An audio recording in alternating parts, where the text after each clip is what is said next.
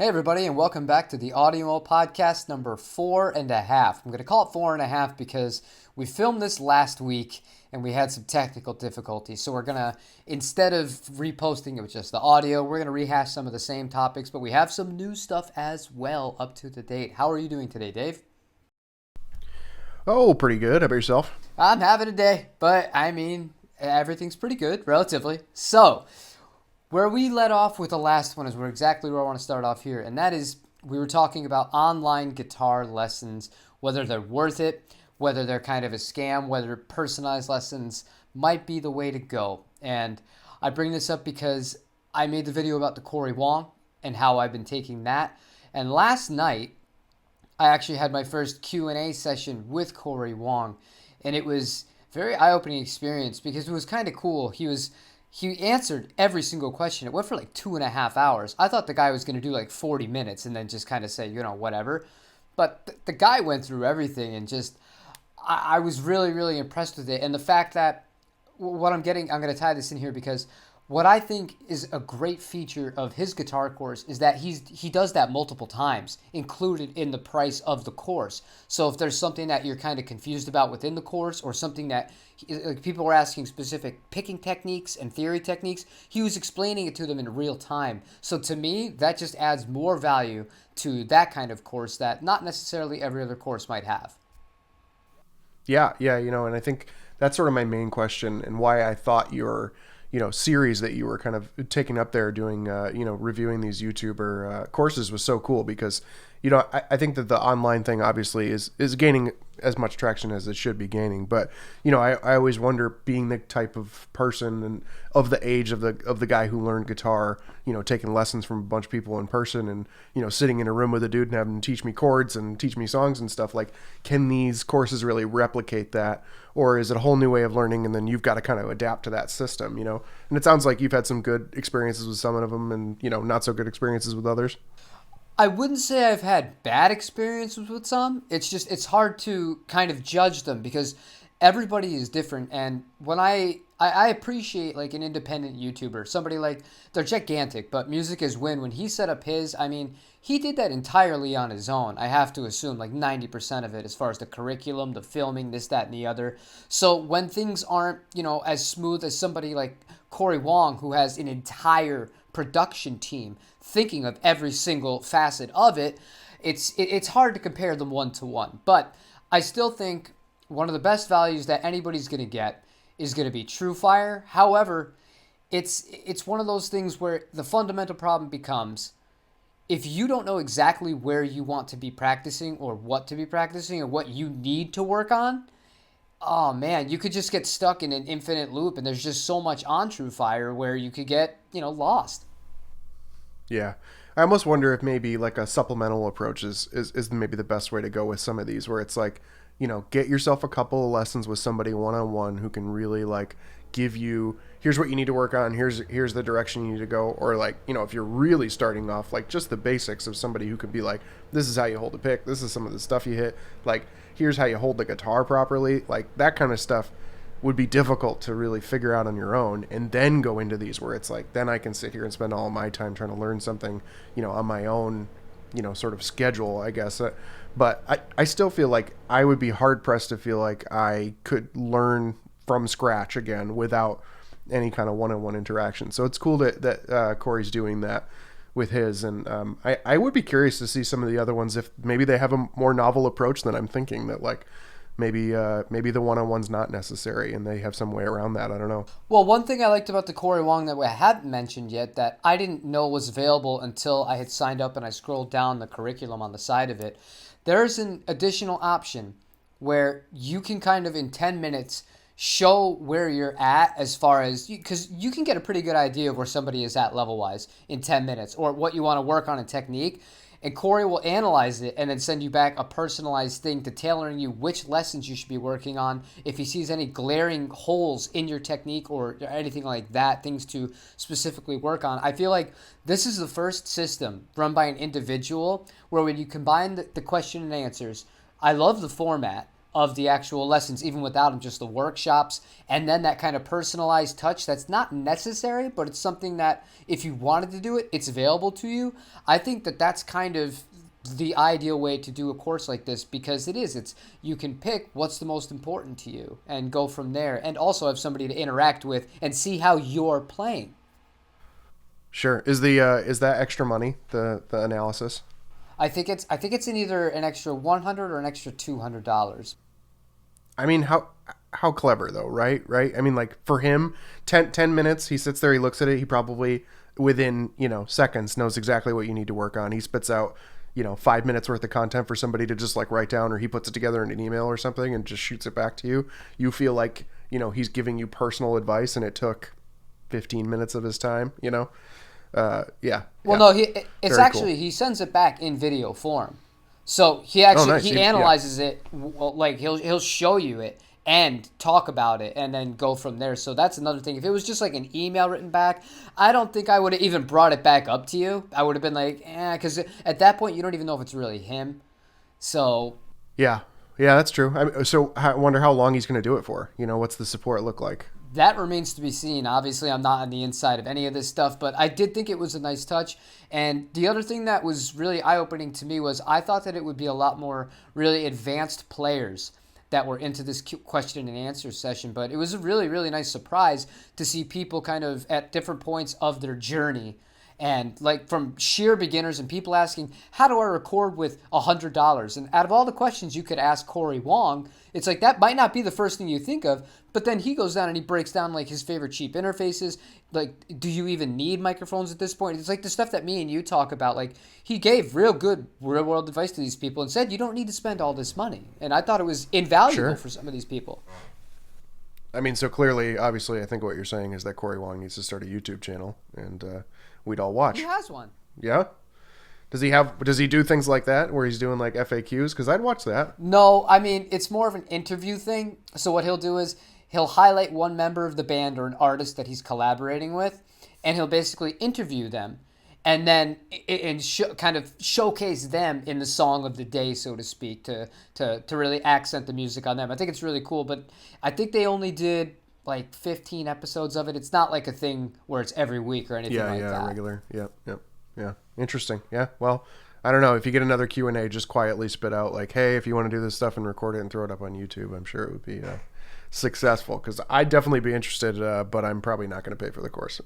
I understand. Oh, I have one last thing. I want to see what you think I would have asked here. So obviously, when it was opened up to the people that you could have asked the question directly via video and he could see you and kind of interact back and forth, there was like 30 questions in front of me. I had one question. When it came to me, what did I ask him?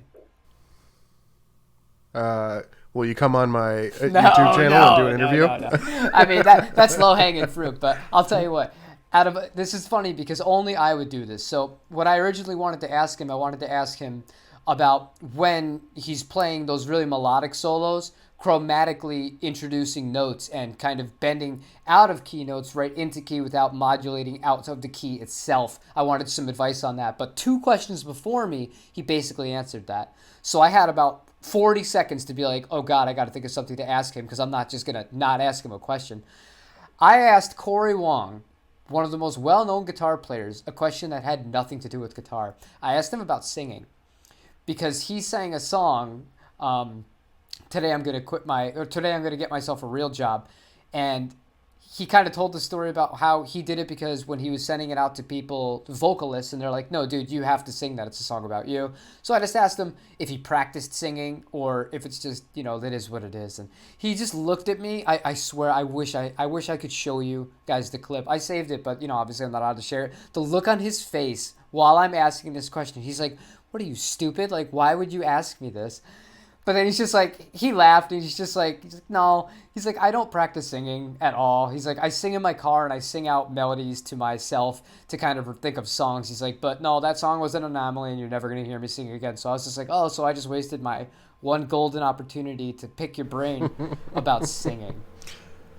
Yeah, well, you know what? I mean, hey, maybe you'll be memorable. So now the next time he's going to be like, hey, that asshole asked me about singing during the guitar Q&A. It might be worth it. No, yeah, no, but I think I already stood out before that because he could see it was kind of a wide shot of the studio, so he could see like the drums and the piano and all the guitars, and he goes, "Well, that's one hell of a studio setup you got there." And I'm like, "Yeah, I thank you, sir." You know, so I think I'm in the clear between that and asking about singing. But oddly enough, I did not ask the strangest question. Somebody wanted to ask him about the tuba, and it was the only question. He was like, "Dude, I'm not answering that. Like, why are you wasting everybody's time?" But I just thought it was funny. But going back to the big online lesson thing, I'm not going to totally rehash this because we've kind of gotten to the point. But I think the general consensus that we've gotten to, this is the first time that I would say it's different. I always say in person is going to be infinitely better than a pre-recorded guitar course in my experience. I think what I'm really curious about and why I hope that you do continue to do that series is while I obviously this is the best version of this, what's the best version of it that doesn't include, the one-on-ones and the Q&As and stuff? Like what happens if I go back to Cory Wong's 2 years later and he's not doing the live stuff anymore? Or, what happens if Cory Wong's not my guy and I want to go search through other YouTube guys? Like which ones of those are really worth it? I think that's a valid opinion, right? Like a lot of these guys are just chilling stuff to make extra money on the side from the YouTube stuff. And, and again, like I was saying, I really think I have such a different perspective of what it's like to learn guitar right now. Like for me, I learned guitar back in the day where like you went to a music school and you like played shitty songs from a DVD that was included in the back of a book or whatever. Like, so now that it's like YouTube's free and it's out there or whatever, and there's all these YouTube celebs, like what's the other version look like, right? So I'm definitely curious. I hope you continue that series out. All right, so if you're that curious about it, let me know, who would you like me to take courses from then? So I definitely think Scallon would be a cool one because I think he did that whole like video game-esque thing, and I think that'd be interesting to see if it's more than just goofy videos, right? If there's actually some like gamification to it. I think I'd be curious about Samurai Guitarist too, just because I know he was a teacher for a long time. So I know he's got a couple of different courses, and I would be curious to know if they were, more than basically what his videos already kind of are. But I would think maybe he's got some background in it, so maybe his would be decent too. Okay, that one I'm on board with too, and he doesn't come across as somebody that I would feel like, I wish I didn't give this guy money. And unfortunately, there's a few people that obviously we're not in the business of doing that, but I mean, it would be easier for me to say yes to somebody like that than some other people. I'll just leave it at that. Sure. Yeah. Yep. Yeah, that's fair. That's fair. Okay, cool. So, speaking of Cory Wong, let's move on to Cory Wong's style of guitar, which is a Stratocaster. Did you see the new Super Strat from Harley Benton? They kind of leaked it. I'm not sure. And I'm not sure because Ibanez, they have an AZ that's kind of like that, the high-end AZs. They're very similar looking, and the volume and the toggle's in the same spot. So I'm thinking it's either a Fusion or it's one of the AZs, or potentially even a Charvel, because it kind of has they have burgundy mist, shell pink, and that kind of powder blue. Those are all three on the DK24s of the Charvel. So I'm not sure what to expect. Okay, so we've talked about this before, and I can go for days. So I'm gonna try to be concise about this, right? I will say I'm a big Harley Benton fan, right? And I really like what they're doing. I hate the Fusions. I think they are hideous, and it's mostly just because I can't stand the Super Strat body, and two, it's just like I think it's the Super Strat body with the matching headstock is just like my all-time hates. It's just, and okay, third, Super Strat body with no pick guard. Ugh, just, oh. I will say I did own a Charvel that was a Super Strat, and the only reason I got it was because it was white and it had the black pick guard, had the roasted maple neck, and it, out of all the Super Strats, it's the only one I could see myself going for. Maybe that shell pink is kind of cool, but I just can't do it with the Fusions. I'm sure they play great. I'm sure they're great value. I'm sure that, they're offering up all the Harley Benton features, but man, those suckers are ugly. I can't do it. I'm torn on this one, man. Because part of me agrees with you 100% on a few points. The first point that we agree 100% on with the Fusions, the main reason that I just can't get past it, is that headstock, dude. That matching headstock, and I think it's because it's like the flamed matching headstock. I don't like that on any brand. I just think it looks wrong. One thing I did like about this one compared to the original Fusions, or some of the Fusions, is it has the Wilkinson bridge. It doesn't have the Floyd Rose on it. So I like that. But I'm not in love with it either. But I think what it's going to be is, I think it's going to have stainless steel frets. Yeah. Yeah, I know that they've been pushing for that, and they are knocking it out of the park on the features. I mean, nobody can knock that. It's just a fucking ugly guitar. Yeah. You know, and that's why it's like, I would love to pick one up as a mod project, but it's like, I don't even, at the very least, the first thing for a mod project is you have to like the way it looks, or at least enough to be like, I can change something about it to like the way it looks, but I can't get rid of that headstock. I can't get rid of, you know, what it'll inevitably feel like a bad veneer top when you get it. You know, maybe they got a couple of decent ones in pictures, but it's not going to look like that when you get one. And that's fine. You're paying like $400 for, you know, a guitar with probably $500 or $600 worth of great parts in it, you know, but like, it's not salvageable. It sucks. I love everything they do, and I want to like it, and I want them to just come out with a conservative looking Fusion that I can just be like, yeah, I can get behind that, you know, because I actually don't mind the AZ series. Out of all the super strats, like I said, the Charvel and the AZ series are okay, but it's because they're being like really, really, you know, subtle with the changes that they're making. And I don't know. I please, Harley Benton, come out with a Fusion that does not look like just trash. I want something nicer. I understand, and I feel your pain too, and I also had the additional pain because the last guitar that they released was the Explorer, right? And this is coming off the heels where I just did the SC552, and that's my second biggest video ever. So I'm looking at that company like, if I even have the slightest bit of interest or appeal for a guitar, I'm going to buy it the launch day because it's going to pay for itself in a sense. But then when that came out, it's like you said, you can modify guitars to a certain extent. I cannot modify an Explorer to not look like an Explorer. So at the end, it was just, it's undoable. So I'm going to be doing this one regardless. This is going to be the last one for the year. But I'm hoping it's more AZ style. I would like it if it was the roasted maple and then it had the kind of just the headstock. It was also roasted maple, more like the Ibanez's do. If it does that, then we have a home run in our hands. But I don't know how you could even do that with the copyright. Yeah, I mean, obviously some of them get away with it, right? There's so many super strats at this point, and it's ironic that, you know, like I said, really don't like the super strat thing, and this would probably be the only time that I think my opinion on it should be go more traditional rather than doing something different, because this different is not a different that I enjoy, you know. But normally my argument for do a super strat is like, you know, okay, super lazy. Like, you literally made the laziest choice possible. You copied the guitar that's been around, you know, arguably like one of the longest runs of designs ever, right? So like, come up with something new. And, you know, on this one, I'd be like, okay, you know, maybe walk back the new a little bit, you know, but. So you don't like the Pete Thorne, the Suhr? I feel like Suhr's a little bit different in the fact that, like, I don't think they're trying to do anything. You know, I don't know. I wouldn't buy one, but they don't offend me, you know? Like, that's what the Fusion is. That is the Fusion. The Fusion is the Pete Thorne. It's the same guitar. Is it? Yes. There's they? no. All right. Well, I'm mixing up my Suhrs. Hold on. Let me pull it up. Let me pull it up before I dig myself into a hole.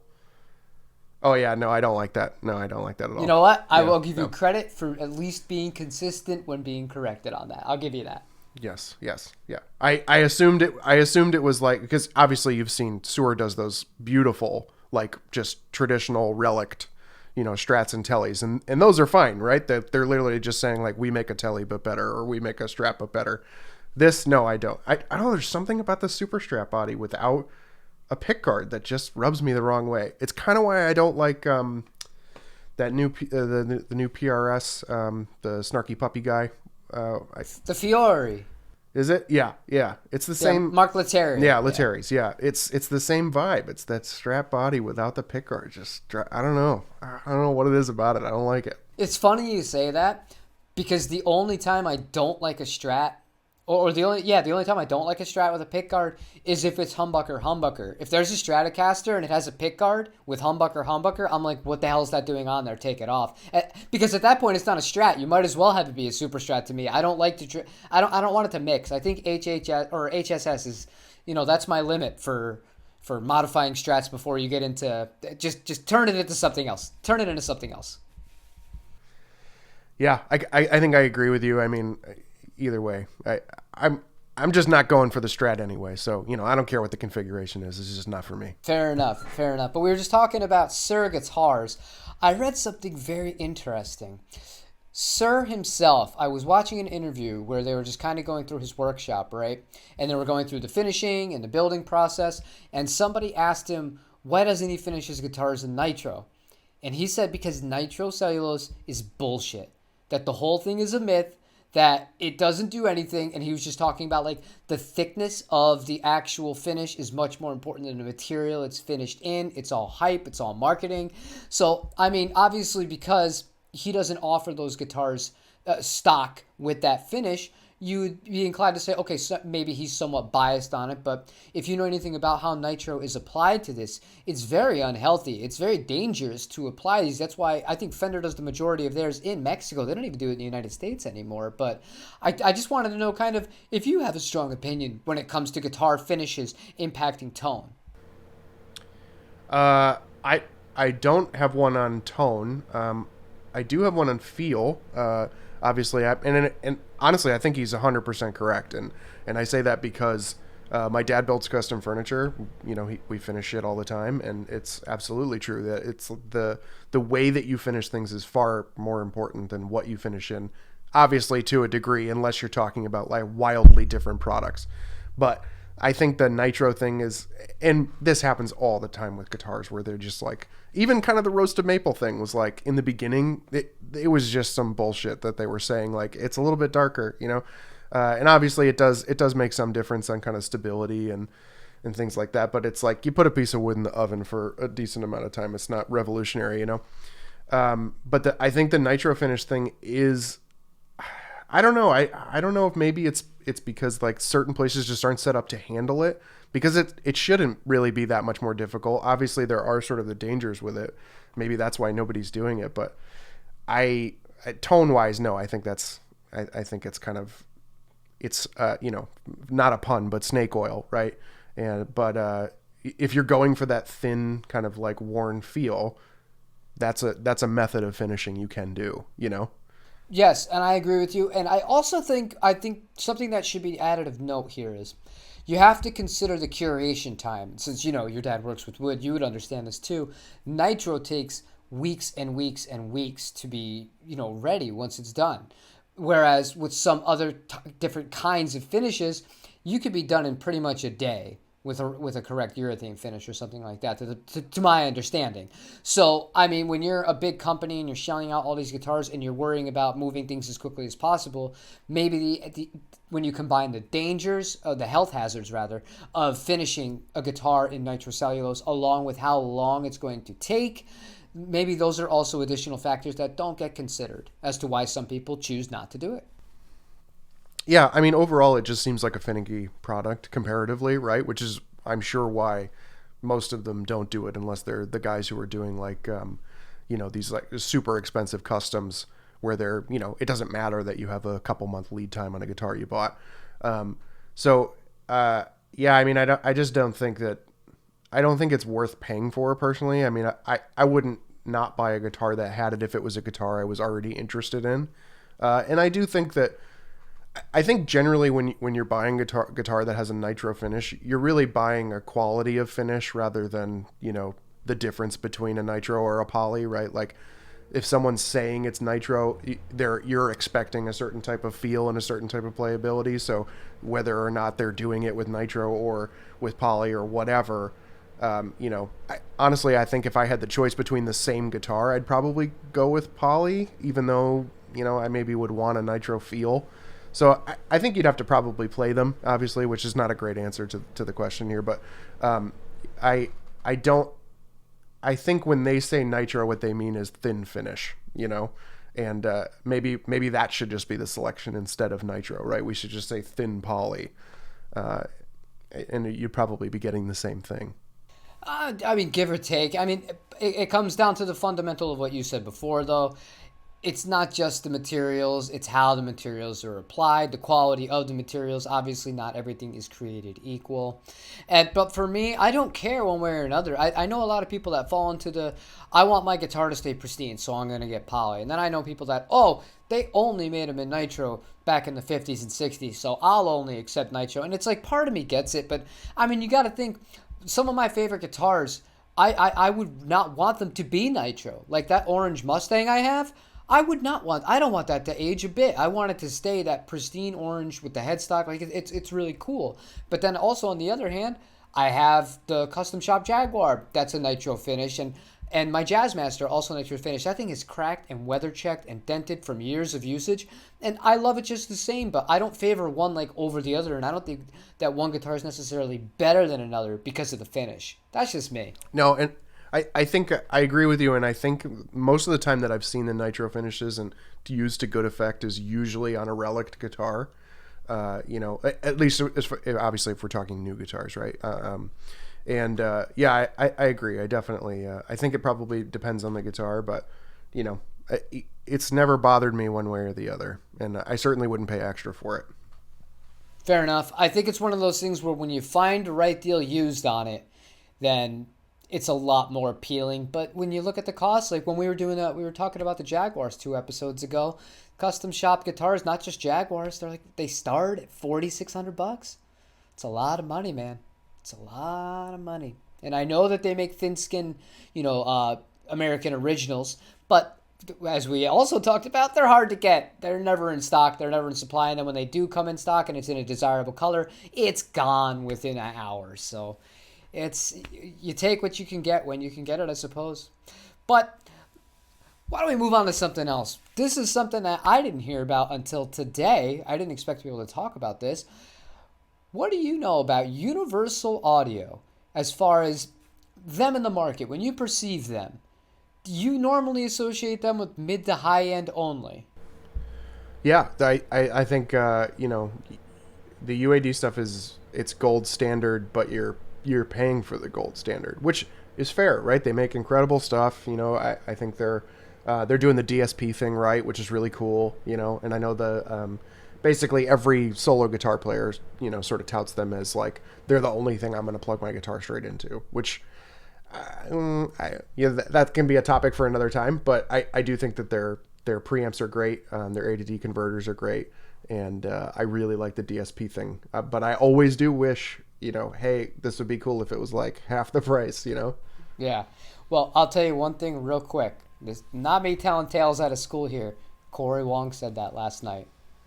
He said that he praised the Apollo that much. He said it's the only one that he'll record right into. Yeah. But before we read any further into that, Universal Audio today announced a new series of interfaces, and they are going after the low end. It's called the Volts, man. And I think it's a really, really, really smart move. When you look at a market right now where obviously they're impacted by the chip shortages, and that's impacting how many Apollos that they're able to make and to sell, and obviously the pricing of said units because of that and the supply and demand of it. So we're the ones that have been paying the price for this. However, they found a new way around it. They're now going to be competing with Focusrite. I think the cheapest one of these guys starts at $150 if I'm not mistaken. Yeah, actually a little bit less. I think $139 here for their single input. Man, I gotta tell you, I don't really know how I feel about this. I think it's cool. I definitely would be willing to check one out. But I will say this really reminds me of SSL just did this a little while ago, right? And they came out with that really cool two. I think there was a 2 and maybe one channel. 2 and a 2 plus. A 2 and a 2 plus, right? And it was like right in this same, not quite as cheap, but right around this same place, like $300. And they look awesome. And, obviously, like, you get the SSL sound or whatever.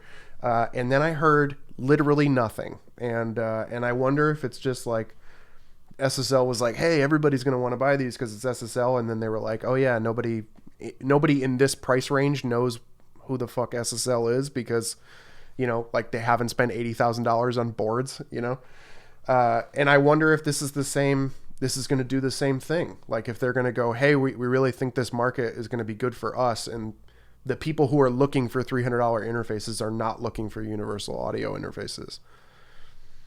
I see what you're saying, but I don't think it's a fair comparison between the SSL and the universal audio, and here's why. They've already had interfaces as cheap as $500 in the past with the Arrows, right?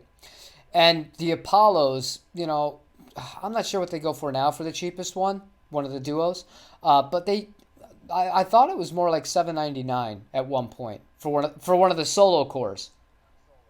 For the solo cores. But so I mean, they're not outside of the realm of possibility for a lot of people that are in a budget range. But what I think they're doing is, I think a lot of people that were looking at the Apollos and saying, oh, I can't justify that. I could buy a Focusrite. It's going to work. And we both swear by Focusrite. And it's not going to cost me a ton of money. I think that by going directly after them, because that to me, this is like directly at Focusrite. Because you look at these price ranges, and the feature set is fantastic. They're all USB-C powered. You get up to 4 inputs on each one. You get MIDI. Some of them come with built-in real compressors, not emulations of compressors built in. Now, whether or not they're going to be any good, we're going to have to wait and see. But at this price point, obviously, I'm not expecting a real 1176. However, the thought and the sentiment is there. And if this stuff is built to a reasonable kind of standard as far as durability goes, I think that they're going to put up some serious competition. I don't see them going the way of SSL on this road, just because they're more well-known. And the only people that really knew about SSL were people like us who were actually in studios. Like you knew young people who never actually went into studios, they wouldn't know anything about SSL except for plugins. Yeah. All right. I'm going to devil's advocate you here because I kind of agree with you, but I see some flaws in some logic here. Here's my first point. One, when you're looking at this price range, right, the $300, like what a Focusrite system could get you here, I think they're different things, right? Like for $300, I can get something with more inputs, or I can at least get something upgradable. Because I will say that the one thing I don't like about these systems, no SPDIF, no ADAT. So if I buy this, I'm locked into this, right? And that would, for me, and again, maybe we're talking outside of markets that are different. For me, would be a deal breaker, right? Because this means that this is my dedicated interface and I only get 4 inputs at max, right? And for $370, I can go buy an 8-input Focusrite that also gives me ADAT and SPDIF in. And I know like later down the line, I can go get an Octopre and get another 8 ins, right? And the other thing that I think too is I feel like that market, while they do have stuff that's closer to kind of this area that they can kind of go like, hey, we were here before, now we just have cheaper stuff. I do think like when I'm looking in this price range, I want bang for buck. And I don't know that these are bang for buck. I think that they're the argument here is, hey, $300 and you can get a universal audio interface when you couldn't do that before. And like that's really cool if I am going to go sit in my bedroom and record a guitar and maybe one mic, but I also could spend $200 less and do the same thing. You know what I mean? Like I just wonder if the brand is worth the premium in this particular space. When you're talking about a $700 interface that only does this one thing and it does it amazing and you're ready to spend that kind of money on something like that, they're the brand for you. But if you're like, I'm picking up my first interface, like, do you care if it's a UAD interface? Okay, I'm going to answer this question. You're going to be kind of surprised by this. The reason I didn't buy the SSL was because it was maxed at 2 channels.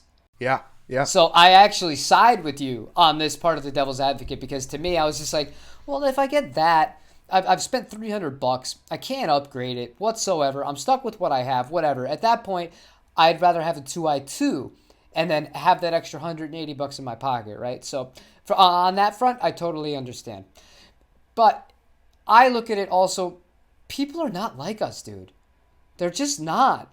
They're really not. And you got to think, like, even somebody who wants to do more than one input at a time, right? Say they're just going to do some drum tracking. 4 microphones, they might not even have the first idea how to freaking do that. And that might be more than enough for them. Maybe they'll just do not even a kick and a snare and 2 overheads. Maybe they'll just do like a room mic and a snare. And with how much digital like replacement that is capable with everything nowadays, who even cares? Basically, you're just going to be taking a performance at that point and replacing all of the original sounds anyway. So what the hell does it matter if you have 25 inputs or 40 inputs or even just 12 inputs, like which is available on a lot of the Focusrite stuff? So I see it from both sides, and I just look at the way that the market it has been shifting, and how these guys, like, I'm doing this through a MacBook Pro. It plugs right into the side of it. It's very portable. I think that these are actually, let me check it before I say something that might be wrong. I believe this is bus powered on the smaller ones. I would imagine it has to be on USB-C. It's not. Wow. Okay. These have dedicated power supplies, even the $140 ones. Oof. That's a bummer. Yeah, because I was going to say, to me, obviously, like we're talking about here, with no kind of upgradability to it or no add-on ability, the only way I'm looking at buying one of these for myself would be for a purely portable rig. But I can get a used PreSonus 2 input that runs off USB for like $40. That'll do that. Like, this is, now I'm bringing power bricks and I'm bringing cables and all this shit. Okay. I mean, I've cooled off on it a lot once I saw even the smallest one had a power supply. Yeah, I got to admit. But I still will say, hats off as far as them trying something. And I do like the idea of having analog components built into it and not just everything digital. And the way that you are able to dial in a compressor, it's kind of cool. Just like with the knobs, get people more motivated into touching things, because it's a lot cooler to do that than it is to play with your mouse and alter things that way. And I miss that old school way of working, man. I miss even that, the 003s, working on those old pieces of garbage back in the day. It was fun stuff. I actually bought one the other day. Why? I don't have, because so here's the thing, right? I had Yamaha HS7s, right? The 6.5-inch drivers. And I loved them, absolutely loved them. But I was always kind of like, I just need a little bit more low end. But I was never, I loved them so much that I was like never willing to pay full price for a set of HS8s. And I found somebody on Facebook Marketplace selling a pair of HS8s and a 003, the board, the big one, like the board with the faders and everything, for $400. You had to do it. So I obviously rush out there. I immediately like walk in, I hit all the things, I get it to go into Vegas mode and shit. And the guy's like, oh my God, he had no idea could do any of that stuff. Right. And I'm like, okay, everything's working. And I'm like, here's the money. And I fucking bolt before he realizes, like, he's making a really bad mistake. And I got it home and it worked perfectly, except for the fact that it only runs at 16-bit 41 and all of my sessions on my computer and opposite. And I was like, I'm gonna have to go through my entire fucking library and resave all of my files to get this to work properly, just so I can have some faders off to the side that I probably won't ever really use. And I turned around and sold it for $500. So big brain, free set of monitors, my friend. Yeah, man, and they're great. I love them. Yeah, I used those for a while. They're really good. They're not the same as NS10s, obviously. They're completely differently designed. However, I had no problems when I was using the HS8s. I thought they were really good. The problem I had with the 003, man, and I just wish you could run it fully independent and then use something else as the actual interface and have it reliably still control as it just is strictly a control surface. You can't do that. That sucks. It was all hacks and workarounds to even get it to work on a computer that was made in the last 5 years. But either way, it was a good deal. It was fun to play around with for a couple of weeks while I was trying desperately to get it to work into my workflow, and I just had to get rid of it. It just was not worth it. But I real quick, just to jump back to the Volt, and then we can move on. I will say, if nothing else, in the world of audio interfaces that all look identical, this is a sexy design, and I want more of this, like this kind of like retro. They got like this wood paneling thing on the side with like the slightly dark gray with the off-white. It is killer. It does. It does look like a sexy beast, and they did a good job because when you clicked it, when I told you about this right before we started this podcast, I told you to look it up on their website. When I clicked the same link that you did before I saw pricing, I was like, "Oh, great, more really expensive stuff," because it looked expensive. But then when I saw the prices, I was like, "Whoa!" I'm like, "Great job, great job." I think what they're doing is, and I may be wrong about this, but with the Ox, they like kind of set this design precedent of this like wood housing with the off white like sheet metal kind of thing or whatever. And it would be cool if they just keep doing this across the rest of the line of their stuff, because all of this shit all pretty much looks the same. It's just stuff in shiny metal boxes, and it's cool when you get something different, you know? I understand, and I completely. I wish they would have done that too. And it's funny to say this because I don't like the way the actual twin Apollos look because of that. They look boring.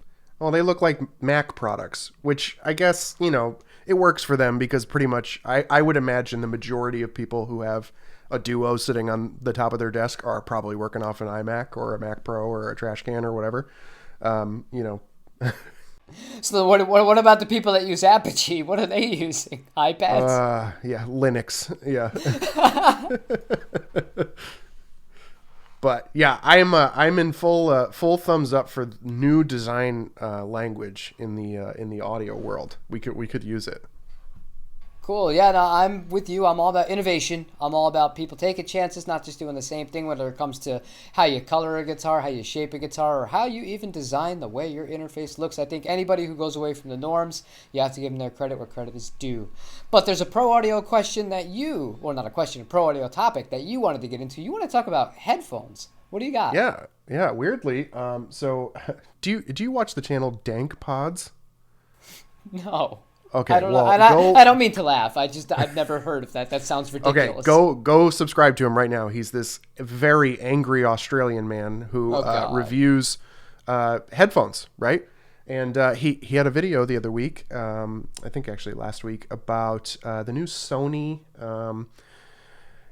letter X4s or whatever, because Sony is the fucking worst at naming their products. Anyway. They're new like AirPod Pro competitors, right? And so he has this whole video about how they sound great or whatever, blah, blah, blah, but they're $400, right?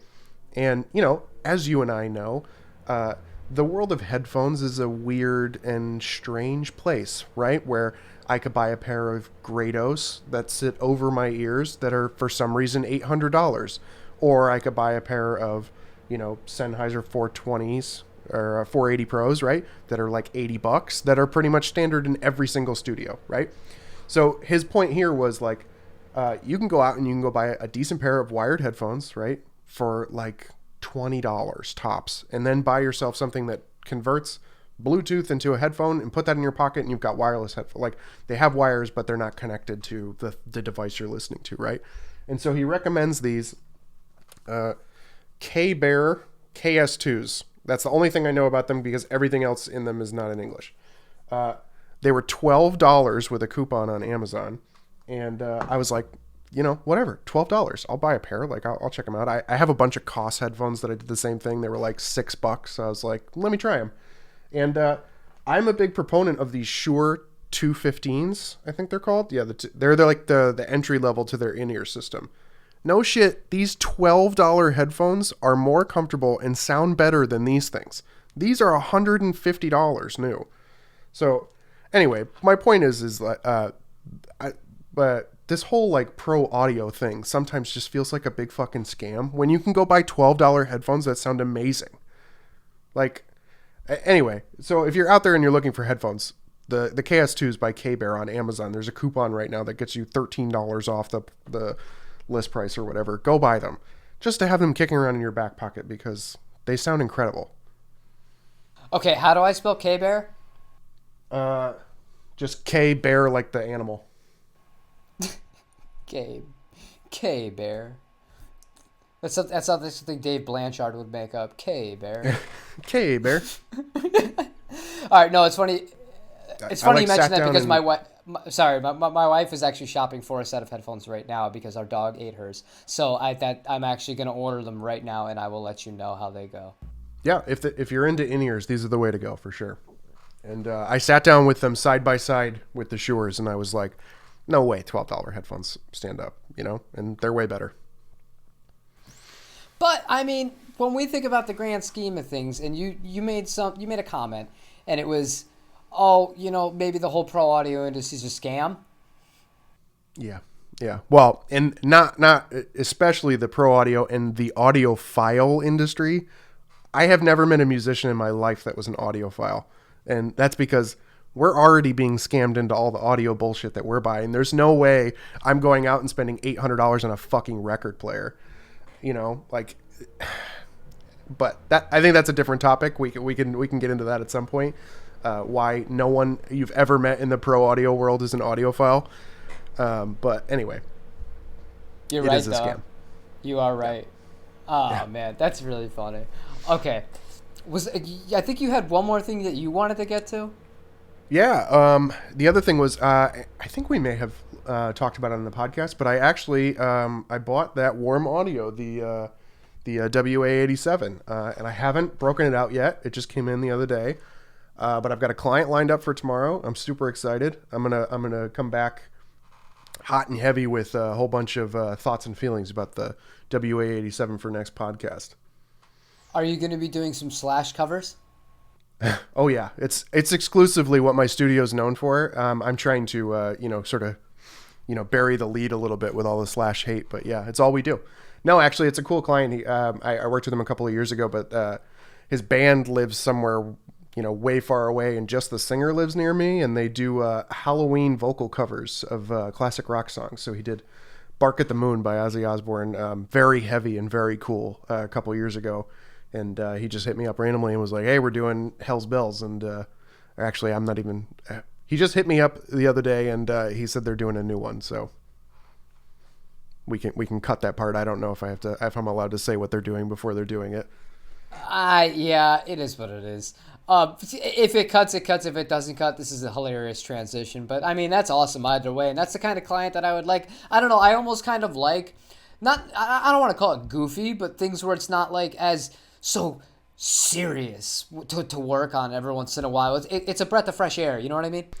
Yeah, I have a set of consistent clients who are actually coming in again pretty soon that do just like, I don't know, like I don't want to call it garage rock. It's more advanced than garage rock, but it's like right on the line, where it's just like, yeah. I'm trying to think of like who's like a Black Keys kind of a vibe, like big drums. Yeah, garage rock. And they're so much fun to work with. They come in, they're not taking it that seriously. They're drinking beers the whole time and they're hanging out, and nobody's like being a prima donna or anything. And they go quick, and they know what they want, and they show up. And then I've had other clients that come in that are like, like some of the way too serious metal guys who are like, think that they're fucking amazing and they're just not, and you're like, ugh. And yeah, those are the clients that are not fun to work with. Is there anything worse than that? And I speak from the similar experiences I've had too, where I've either helped engineer on a project or I've been in a project, and it's kind of one of those ones where people get pieced together at the last second to try and fill out to make sure the record actually gets finished. Yeah. Is there anything worse than somebody who writes a part too difficult for them to play, but then still has this insane arrogance about them, like all the while all of this is happening? Oh man, that's a tough one, man. That's a tough place to be in. So I'll do you one better here, right? Like what's worse out of the situations? That same situation, part that's too hard, is it the guy who says, "Oh yeah, you'll just edit that later," or is it the guy who sits there for 1,000 takes until he gets it? The guy that'll edit it later is worse. And you know why though? No. In the moment, the guy that does it 1,000 takes, he's worse. But after the fact, at least he can say he got it and he did it for real. Whereas the guy who edited it later, the guy wasn't prepared. It shouldn't have taken him 1,000 takes. Yeah, but he's not telling anybody. He's not telling anybody. I edited it. He knows. He knows, yeah. And he knows that you know. And we've all seen that before. I don't know. Neither are good scenarios. But I would rather deal with that than the guy who's like, oh, we'll fix it in post, or I don't need to sing that part right. You'll just tune that up and add a harmony. Nobody's ever gonna notice. Those are the people I really prefer not to work with. Yeah, and because I'm so stupid, I never ever remember to quote in the amount of fucking time for how much those people are gonna suck. And I'm like, okay, I allowed for the normal amount of time for editing, and then they get in and they're like terrible, and they're like, you're just gonna edit it, and I'm like, I gotta double your quote for editing because this is a lot, and I never do that. So. And that's when you become the meme from that Tom Hanks movie where they take over the ship and you become the captain and the hard drive is the ship. And until they pay, you are never getting back your control, Mr. Musicians. That's just the way the world works. And people think that editing is just included in the price when you're just doing tracking. And that, to me, will never cease blowing my mind because it is so much more intense than that, especially jobs like that. And it's part of the reason that I will not do what you do. I won't do it because there's too many variables for things that can take infinitely more time than I allot for it. And I just don't have it. I don't have the patience for it. I think at this point I've done it long enough that, unless they're really bad, I can budget my time pretty accurately. And for some reason, I will say, I love editing drums. I don't know why. I hate editing guitar. I love editing drums. And it's probably because I come from this sort of, metally, more metally background. But for some reason, I swear, if you take a drum that's played, decently well, and then you edit it so it's perfect, and you play them next to each other, somehow the tone is better on the one that's perfect. And it's that moment when it's like I edit it and I, smooth everything out and we bounce it out and I listen back and I just go like, it just sounds better now. And I love that moment so much that I actually like editing drums.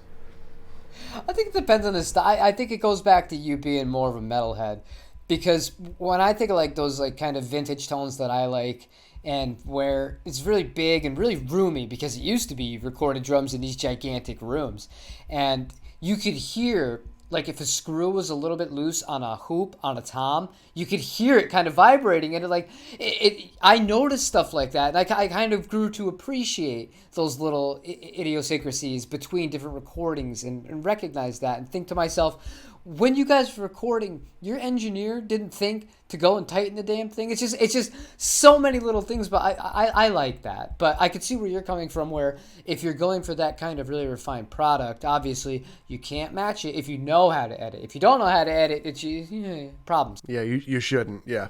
Yeah.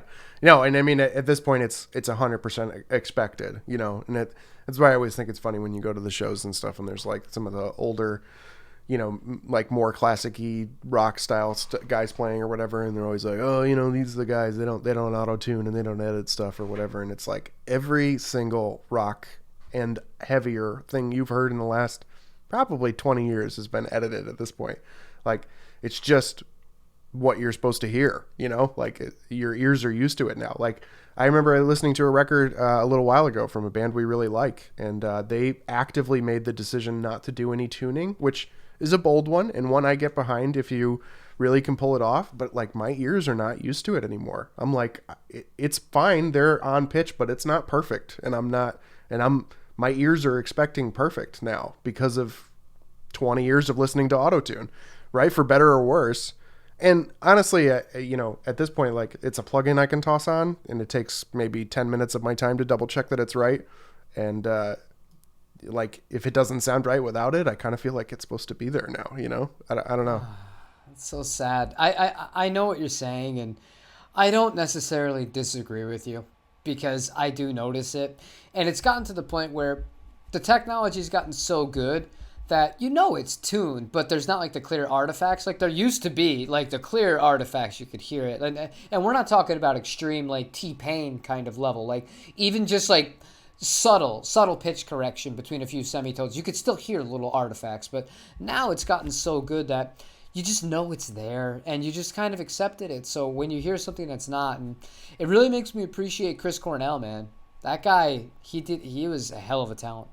Right. There's a couple of guys who can pull it off, and, a couple of guys who can pull it off that still don't do it. Because, like I said, it's just something you listen for at this point. Sometimes it just feels weird without it, And I mean, for better or worse, this is the place that we're at now, and you have the ability to make it perfect. Do I think that means that you should come in and fucking butcher it and just let somebody tune you up? No, but do I think I'm going to do a tuning pass on all my vocals before I lay down a record? Absolutely. Like why wouldn't I use that tool if it's at my disposal, I understand, but I also think that can embolden a lot of people to not like really go after their craft. Because I could right now, like, I'm not a good singer, but I know if I just sang just to the exact way that I could sing right now, if I sent it to you, it would sound great, and everyone would be like, "Oh, why haven't you been singing for years?" Because it's all tuned to shit. That's why. It's but I don't know. Like, I would like to be able to get to as close as possible and understand that there's always going to be some tweaking. But I know not everybody looks like that. I know people want the easy way out with everything. Just look at the guitar lesson videos that do like extremely well. It's just like, get shredding ripped 20 minutes. You will be this. And it's all like so many views on it. Nobody wants to click on the theory ones and like the technique ones. They just want to know. They want to get right to the point. How do I play like Marty Friedman? How do I do it right now, tomorrow? I want to do it now. I don't want to practice. Just how do I do it? Yeah. So I think when I hear like people go, oh, Autotune is like the problem with music today. What the problem is that Autotune is available to everyone is really what the problem is, right? The problem is that I can buy Autotune for, $100 along with my brand new $130 UAD interface or whatever, and I can just start churning out perfectly in tune vocals in my fucking bedroom, right? That's the problem. The problem isn't that it exists as a tool for the right people to use. I think it's that, and it's also just a mindset. I think it's a laziness on top of it, because if you do it the way you said, then there's not really a problem with it. But I mean, when you're using the machine to make the performance and not the performance enhanced by the machine, then I think we're up the wrong aisle here. Yeah, and I mean, honestly, the way that I strive to use it in the studio here is that for me, it's about making sure that I feel comfortable telling somebody that take felt great, and I don't care whether it was perfect or not, right? Like, so if I have a singer in here and he's just nailing it, and he's a little bit flat, but like everything about it was great, like the diction was great, the vibe felt great, his tone was on, I'm not going to go, hey man, we got to do it again because, I don't want to tune this because I'm a purist. I can go, it's cool, I'm going to hop in Melodyne and I'm going to bring it up, 8 cents or whatever to make it work because this was a great take, and that's how it's supposed to be used. One last thing about Autotune. Let's get off of the voice part of it, though. One little secret that I was lit into when I was in Southern California. I met a few, like, pretty, like, not like gigantic guys. We're not talking like Albini, but guys that worked on some pretty serious stuff. They all had one thing that they did, and I had never thought of this, and I had never seen anybody else do it before that, but they all run Autotune on all the bass tracks. I've done it on shitty bass tracks before. No, it doesn't matter. It doesn't matter who the bassist is. They run it on every single bass track. I found that very interesting. It is interesting. I mean, I wonder if it's kind of a similar thing where it's like, like we're talking about how like you kind of come to expect auto-tune vocals, that it's like, we hear all the pop stuff that's just like these super hard synth bass that are obviously perfect. Like, are you trying to kind of mimic that sort of vibe with, with a bass, with a real bass? Maybe that's what it's doing. I don't know. I've never done that. That's interesting. I'll give it a shot now for sure. I've only done it on basses that have been wrong, Wrong is a good word for it because there's a lot of other adjectives you could use, but wrong is very politically correct. I'll give you that. All right, so we didn't get to talk about this on the last one. Well, obviously the last one didn't air. We're going to have a new segment here where we recommend each other an album to listen to. And we're going to come back, and then we're going to talk about it on the very next podcast with our thoughts about it. So, what do you have for me this week, Dave? So, I'm recommending one of my favorite records, because like I said before, we talk a lot of shit, but I do love some stuff, and I think it's interesting to hear, from our perspectives, like, what is it that we do like? Why do we hold ourselves to this ridiculous standard that we can judge Slash and Gibson over and over and over again? But one of my favorite records of all time, it's Reuben. The album is Race Car Backwards. And I don't think enough people, at least in the US, I will say listen to Ruben. So if anybody is listening to the podcast and wants to go listen and go post their thoughts and comments about this album, if I can turn one person onto Ruben that wasn't into Ruben before, this whole thing was worth it.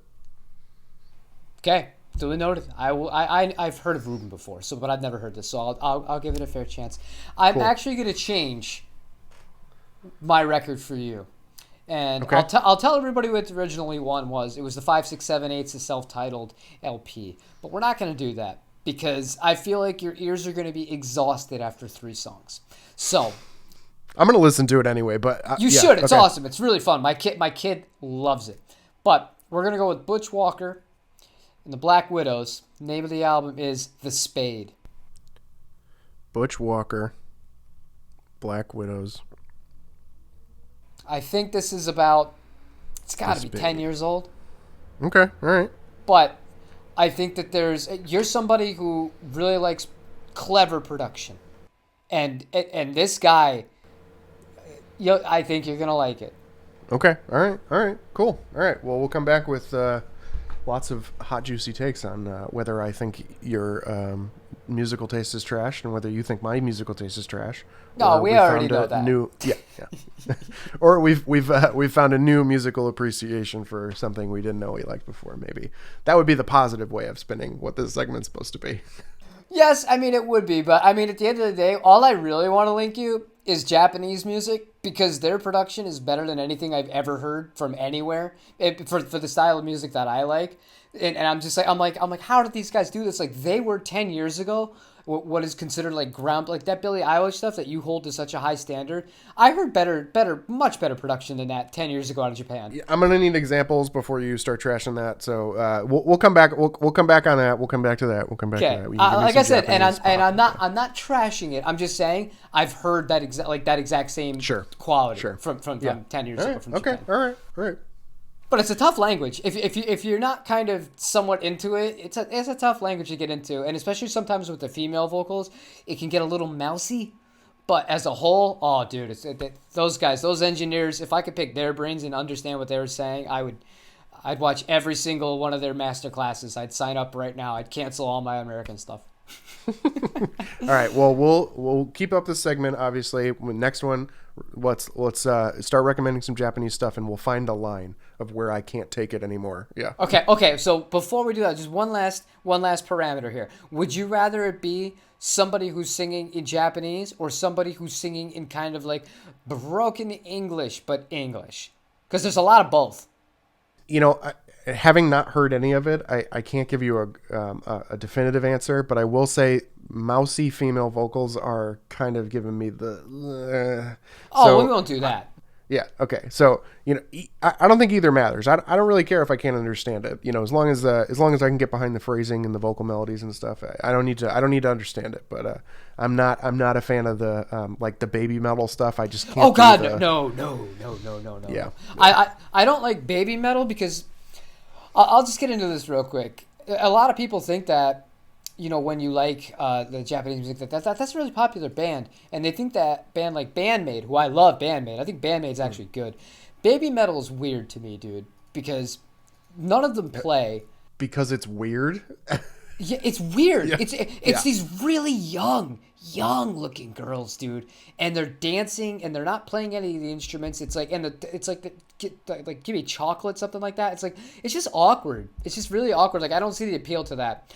Whereas a band like Bandmaid, like granted, it's still like Paramore level of like writing as far as what the lyrical content is, but they're all playing their own instruments and they all rip, and it's actually clever how it's written. So that I can get into, but yeah, I agree with you on baby metal. No, that's not what I'm going to talk honestly, about. Honestly, I don't think I've ever given them enough time to even have that same opinion about it. I just go like, this is not a style of vocal I can do for more than 10 to 15 seconds, But I do want to make sure that we toss this in there. I love Paramore, so we can't use that as a litmus test of stuff to say is bad. Okay, all right, cool. That's why I use Paramore. Because that's how highly in esteem I hold Bandmaid as far as the musicianship goes and all of that and the production work and everything goes into it. If anything, they're much better musicians than Paramore are. But to me, I will stand by this statement. I made this many months ago when I talked about my favorite female musicians. Haley Williams has my favorite voice of all time for a woman. And Agreed. It's hard. I've yet to hear anybody.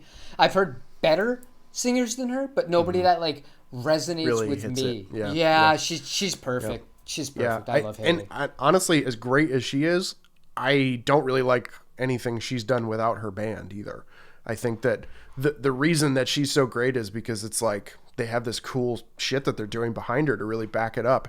And those, well, I'll say those guys tentatively because I think it's probably a combo of them and producers. They have what they're doing from a songwriting technique down so efficiently that it's just, they make every other band that's even trying to do what they do look stupid. Like they know every hook, they know every gimmick, and they know how to exploit it, and they know every like common, pop writing technique in a way to rework it so that you go, man, I don't think I've heard it this way before, and I love what they're doing with it. Yes, as far as their chops go too, they're really on with that style of it. With that style of it, they're perfect, and you're right. They can get away with it because it doesn't seem forced. And when you hear like the After Laughter, when that album came out, that album came out like the week before my kid was born, because I remember listening to it on the way to the hospital. But I just remember hearing it be like, this isn't Paramore, but it is Paramore because they're growing. But it sounds still like them. And I appreciate that. I appreciate when bands grow and not just grow for the sake of trying to stay relevant. I don't know. It's good. They're a really good band. I wish they would just still be making more stuff. Yeah, I know. I love looking forward to there's always like a couple of nuggets on their record where you can tell the guitar player was like, no, I'm not doing something simpler. I'm doing this thing because I think it's cool and we're putting it on the record. And it's like hidden in the back. It's always like, and it's like some amazing riff that you're just like, man, I want a whole song of this. But it's kind of better because it's only this one little thing in one song when you're just like, man, that's the coolest riff. And you can tell he wanted to do more, but somebody was like, hey, she's singing. Just shut up a little bit. Yeah, I think of the bridge for the song Now. I think it's on the self-titled album where it's this super delayed and cavernous legato. It's single picked. It's not like legato as far as like multiple notes, but he's like Dick Daling it and just like running through it, and it's just like overwhelming in the background. I could tell exactly what you're talking about. There's just like, no, I'm not just going to play a goddamn power chord. We are going to do this, and it's going to be spacey, and it's going to be cool. Yeah. He clearly, there has been multiple times on multiple records that somebody went, why don't you just play an octave line? And he went, fuck you. And I love trying to find those moments on Paramore records. It's my favorite part of those records. See, and I bet that everybody that has been listening to our podcast for the first three of them is hearing us right now gush over Paramore and saying, do I even know these two? What the hell am I hearing? Are they both really this big on board with them? And yes, we really are. I love that band. I love that band. Yeah. Yep. They can do no wrong. Well, they can do wrong. They can do wrong. They have not yet done wrong. That's what I'll say. For the most part, yeah. Yeah. All right. So before we wrap things up, we just wanted to let you guys know we are going to be doing once a month a live stream of this. So what I would ask you guys, if you've made it this far, this is going to be a progressive thing. We're not going to do the first one next week because of scheduling issues. It's looking like the week after. So probably, I think it'll be the 21st of October, that Sunday, if the date adds up right in my head. But it'll be a live stream around probably 8 or 9 p.m. Eastern time. Any questions you guys have for us or any topics that you want us to go over, start leaving them in the comments. And you can even leave them on other videos of mine that I post, and just anything in general that you want to hear us or interact with us in real time. We can do it all in person. It'll be a lot of fun. So just wanted to let you guys know we're going to be doing that. We talking about Sundays? Because I think it's either the 17th or the 24th. Okay, so then we're looking at the 24th. Yeah. Yep. So 24th, 9 p.m. Eastern, right? Yes, because I know next week we have other commitments, so we're going to be filming this on Tuesday again. All right, awesome. This was actually probably the most fluid one that we have done to date. I have to commend ourselves. We did a good job. Yeah, we're hitting a rhythm. Rhythm. I just think we're getting better at it because it's just one of those things that the longer you do it, obviously, I think being able to see each other has helped a lot because before, you guys didn't know this, we weren't able to see each other, so we didn't know when to shut up sometimes, and it got a little awkward. But I feel like it's going in the right direction, and that's all we can ask. So thank you all for listening. Unless Dave has anything else that he wants to say before we wrap this up. On that same point, I'd love to hear some feedback about what we're talking about. If you got stuff you want us to talk about, please toss it in there. Let's, if you want to hear us trash talk about anything, me and Jim can trash talk anything. It's just what we do. Or if there's something you want to trash talk us about, or maybe an opinion that we have that you don't like, we could take it. We're big boys. Let us a comment. We are big boys. We'll go. Yeah. So thank you guys for listening. This was Audio Podcast number 4.5. We will see you next week for number 5 officially. I hope you all have a wonderful rest of your day. Take it easy.